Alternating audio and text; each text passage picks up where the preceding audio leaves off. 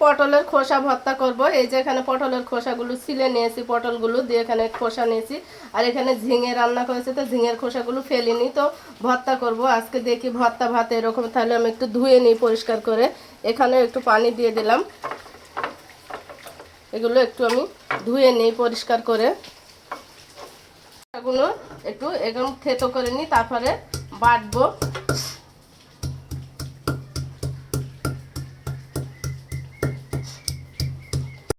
পটলের খোসাগুলো আমি এভাবে পাটায় বেটে নিই, বাটা হয়ে গেছে আমার।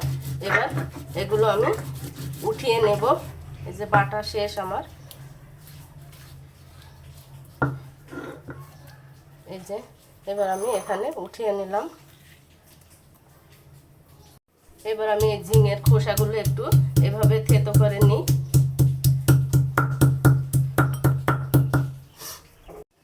এবার আমি থেতো হয়ে গেছে, এবার বেটে নিই।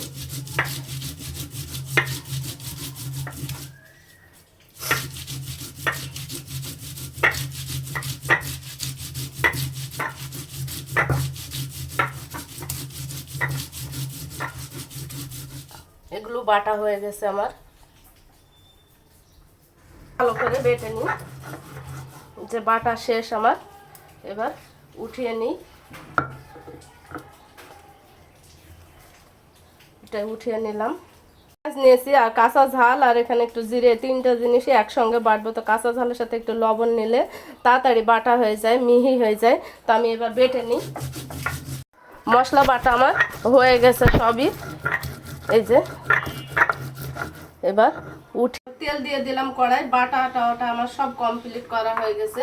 তো এবার এখানে এই যে জিরা বাটা, হচ্ছে কাঁচা ঝাল, লবণ, পেঁয়াজ সব কিছুই মশলা দিয়ে আছে, এখানে বেটেছি একসঙ্গে। এখানে একটু আদা আর একটু রসুন বাটা দিয়ে দিলাম, একটু লবণ দিয়ে দিলাম, আর একটু হলুদের ফুটা দিয়েছি। আর এখানে এই যে হচ্ছে পটলের খোসা বাটাগুলো দিয়ে দিলাম সঙ্গে। এবার নাড়াচাড়া করবো।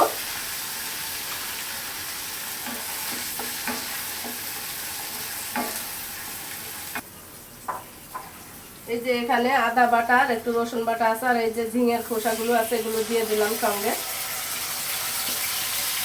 এখানে জিরা বাটা, কাঁচা ঝাল আর পেঁয়াজ বাটা একসঙ্গে বেটেছি, এটাও দিয়ে দিলাম। একটু লবণ দিয়ে দিই স্বাদ মতন, একটু হলুদ দিয়ে দিলাম। এটাকেও একটু নাড়াচাড়া করে নিই। এবার হতে থাকুক দুইটা। এখনো আমার পটলের খোসা ভাজা হয়নি। এই যে দেখি একটু নাড়াচাড়া করে দিই কেমন হয়েছে। হওয়ার পথে, এখনো হয়নি। এই অবস্থাতে দেখে এটা ঝিঙের খোসা, এটা দেখে কি অবস্থা। এটাও হয়নি এখনো, অনেক দেরি হয়ে গেছে। যে দলা দলা বেঁধে এসেছে। এই যে এখানে এগুলো নামিয়ে নিই এবার।